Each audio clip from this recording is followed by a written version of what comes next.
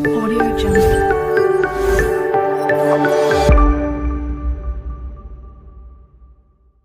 ఈరోజు దేవుని వాగ్దానము యాకోబు రాసిన పత్రిక 4వ అధ్యాయము 10వ వచనం. ప్రభు దృష్టికి మిమ్మల్ని మీరు తగ్గించుకునడి, అప్పుడు ఆయన మిమ్మల్ని హెచ్చించును. ఈ దేవుని బిడ్డలారా, మరిదిగో ఈరోజు వాగ్దానం ఏం సెలవిస్తుంది అంటే, ప్రభు దృష్టికి మమ్మల్ని మనం తగ్గించుకునేవారుగా ఉండాలి. హెచ్చించుకునేవారుగా ఉంటే దేవునికి ఇష్టం ఉండదు. కానీ ఈరోజు మనం ఎలా ఉన్నామంటే, మనల్ని మనం హెచ్చించుకునేవారుగా ఉన్నాం. అది దేవుని విషయంలో అయినా లేదా లోకపరంగా అయినా మనం హెచ్చించుకునేవారుగా ఉన్నాం. ఎలాగంటే, నేనే గొప్పగా పాటలు పాడతాను, నేనే గొప్పగా వాక్యం చదువుతాను, నేనే గొప్పగా ప్రార్థన చేస్తాను అని మనల్ని మనం హెచ్చించుకుంటూ ఉన్నాం. నేనే గొప్పగా దేవుని పని చేస్తాను, నేనే గొప్పగా దేవుని యొక్క వాక్యాన్ని బోధిస్తాను, లేదా నేనే గొప్పగా ఉన్నతంగా దేవుని యొక్క పనిలో సహకరిస్తానని చెప్పి మనల్ని మనమే హెచ్చించుకుంటూ ఉన్నాం. కానీ ఇక్కడ దేవుని వాక్యం సెలవిస్తూ ఉంది ఏమని అంటే, ప్రభువు దృష్టికి మిమ్మల్ని మీరు తగ్గించుకోనండి, అప్పుడు ఆయన మిమ్మల్ని హెచ్చించును.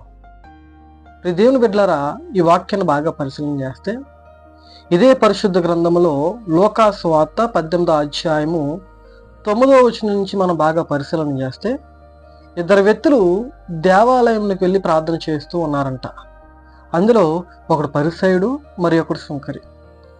ఈ ఇద్దరు వ్యక్తులు ప్రార్థన చేస్తూ ఉంటే, ఆ ఇద్దరు వ్యక్తులు ప్రార్థన దేవుడు విని అందులో ఒకరిని మాత్రమే నీతిమంతులుగా ఎంచాడు.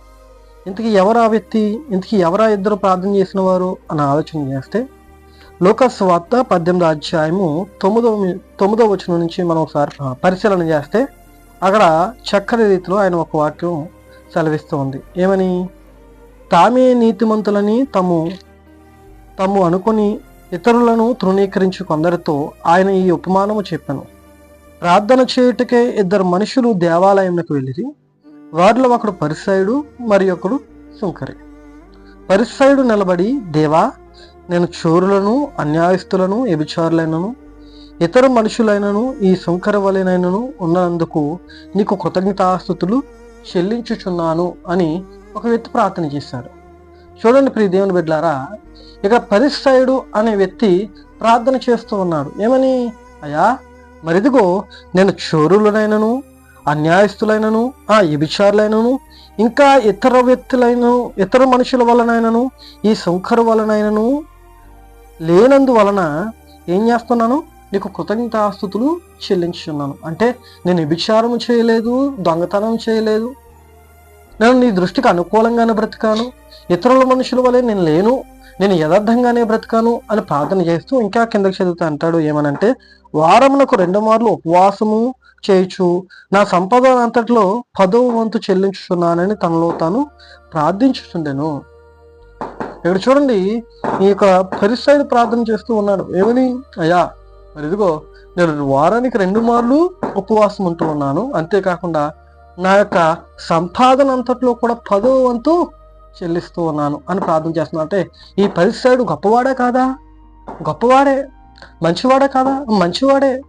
పరిశుద్ధుడా? పరిశుద్ధుడే. ఎందుకనంటే వ్యభిచారం చేయలేదు, దొంగతనం చేయలేదు, ఇహలోక మనుషుల వలె ఎవరి వలె బ్రతకలేదు, వారానికి 2 మార్లు ఉపవాసం ఉన్నాడు, అంతేకాకుండా తన సంపాదన అంతట్లో 10వ వంతు కూడా దేవునికి ఇస్తూ ఉన్నాడు. మరి పరిసయుడు మంచివాడేనా? మంచివాడే. దేవుడు అంటే భయం భక్తి కలిగిన వాడే? భయము భక్తి కలిగిన వాడే. మరి అలాగనే మరి ఈ పరిసయుడు అవ్వాలా నీతిమంతుడు? పరిసయుడే నీతిమంతుడు అవ్వాలి. కనుక నీతిమంతుడు ఎవరయ్యారు చూద్దామా? తీయండి. ఇంకో వ్యక్తి కూడా ప్రార్థన చేస్తున్నానంట. అక్కడి నుంచి 13వ వచనం. అయితే సుంకరి దూరముగా నిలుచుండి ఆకాశం వైపు కనులెత్తుటకైనను ధైర్యము చాలక రొమ్ము కొట్టుకొనుచు, దేవా, పాపినైనా నన్ను కరుణించమని పలికెను. అబ్బా, చూడండి, సుంకరి ప్రార్థన చేస్తున్నానంట. ఏమని? అయ్యా, ఆకాశం వైపు కనులెత్తుటకు కూడా నాకు అర్హత లేదయ్యా, నాకు బలము చాలట్లేదయ్యా, అయ్యా నేను పాపినయ్యా అని ప్రార్థన చేస్తున్నానంట. అమ్మా, పాపి గొప్పవాడా? వారానికి 2 మార్లు ఉపవాసం ఉన్నవాడు గొప్పవాడా? వారానికి 2 మార్లు ఉన్నవాడే గొప్పవాడు. పాపి గొప్పవాడా? ఎటువంటి పాపము చేయలేని వాడు గొప్పవాడా? ఎటువంటి పాపము చేయలేని వాడే గొప్పవాడు. ఇప్పుడు ఎవరు నీతిమంతులు అవ్వాలి? పరిసయుడా, సుంకరా? మనం ఆలోచన చేస్తే పరిసయుడే నీతిమంతుడు అవ్వాలి, లేదా పరిసయుడే గొప్పవాడు అవ్వాలి, అవునా? కానీ దేవుడు ఏమంటూ ఉన్నాడు? చదవండి 14వ వచనం. అతని కంటే ఇతడు నీతిమంతుడుగా తీర్చబడి, ఎవరికంటే? పరిసయుడు కంటే సుంకరి నీతిమంతుడుగా తీర్చబడ్డాడంట. ఎందుకని? చదవండి. తీర్చబడి తన ఇంటికి వెళ్ళనని మీతో చెప్పుచున్నాను. తను తాను హెచ్చించుకున్నవాడు తగ్గింపబడును, తను తాను తగ్గించుకున్నవాడు హెచ్చింపబడునని చెప్పాను. అబ్బా, దేవుడే చెప్తున్నాడంటే ఏమన్నా తెలుసా? ఎవడైతే తను తాను తగ్గించుకుంటాడో వాడు హెచ్చింపబడను, ఎవడైతే తను తాను హెచ్చించుకుంటాడో వాడు తగ్గింపబడను. ఈ దేవుని బిడ్డలారా చూడండి, పరిసయుడు హెచ్చించుకున్నాడు. ఏమని? అయ్యా, నేను వారానికి 2 సార్లు ఉపవాసం ఉంటాను, నా సంపాదన అంతట్లో కూడా నేను 10వ వంతు ఇస్తాను, అంతేకాకుండా నేను వ్యభిచారుల వలనైనను, చోరుల వలనైనను, ఇహలోక మనుషుల వలనైనను లేనయ్యా అని తన్ను తాను హెచ్చించుకుంటూ ఉన్నాడు. కానీ సుంకర అలా కాదు. ఆకాశము వైపు కనులెత్తుటకు కూడా నాకు అర్హత లేదయ్యా. అమ్మా, ఏం లేదయ్యా? చూడండి, అయితే సుంకర దూరముగా నిలబడి ఆకాశం వైపు నాకు కనులెత్తుటకు కూడా అర్హత లేదయ్యా అని ప్రార్థన చేస్తున్నాడు. అయ్యా, పాపిని నన్ను క్షమించయ్యా అంటే తను తాను తగ్గించుకుంటున్నాడు. అందుకని పరిసయుడు కంటే సుంకరి నీతిమంతుడుగా తీర్చబడ్డాడు, పరిసయుడు కంటే సుంకరి గొప్పవాడిగా తీర్చబడ్డాడు. దేవుని బిడ్డలారా, ఈరోజు మనము గొప్పవారిగా ఉండాలి అంటే, మనము నీతిమంతులుగా ఎదగాలి అంటే, మనము ఉన్నతమైన స్థానంలో హెచ్చింపబడాలి అంటే మనల్ని మనం తగ్గించుకునేవారిగా ఉండాలి.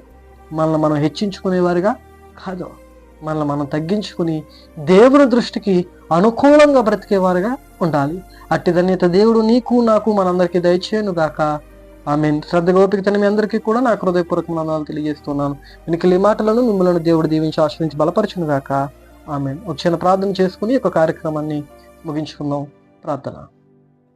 మహాగణుడవు, మహోన్నతుడు, సర్వాధికారమైన దేవ, నీ నామమునకు స్తుతులు స్తోత్రములు తెలియజేస్తూ ఉన్నాం. అయ్యా, మరిదిగో ఈ ఉదయకాల సమయంలో నీవు ఇచ్చిన గొప్ప ధన్యతను బట్టి, అవకాశాన్ని బట్టి ఈ నామమునకు మరొకసారి స్తుతులు స్తోత్రములు తెలియజేస్తూ ఉన్నాం. అయ్యా, మరిదిగో తండ్రి, ఈ యొక్క సమయంలో నేర్చుకున్న వాక్యాన్ని మేము విడిచిపెట్టే వరం కాకుండా ఆ వాక్యానుసారంగా జీవించి దేవుడిచ్చే అనేకమైన ఆశీర్వాదములను మేమందరం పొందుకునేలానికి ఒక కృపను దయచేయండి. అవును దేవా, మరి ఈరోజు మమ్మల్ని మేము హెచ్చించుకుంటున్నామేమో, అట్టేదిగా కాకుండా మమ్మల్ని మేము తగ్గించుకొని నీ దృష్టికి అనుకూలంగా బ్రతికే ధన్యత మా అందరికీ దయచేయమని కోరుకుంటూ, అయ్యా మరి యొక్క వీడియోని చూస్తున్న ప్రతి ఒక్క వీడియోను మీరు దీవించి ఆశీర్వదించి బలపరచమని కోరుకుంటూ, సమస్తం నీ పాదాల సన్నిధిలో పెడుతూ నీ చిత్తమైతే మరొక పర్యాయము ఇట్టి రీతిగా కూడుకునే ధన్యత మా అందరికీ దయచేయమని కోరుకుంటూ, చిన్న ప్రార్థన మా ప్రభువును రక్షకుడైన యేసు క్రీస్తు వారి అతి పరిశుద్ధమైన నామంలో మిక్కిలి వినంగా బతిమాలు వేడుకుంటున్నాము తండ్రి.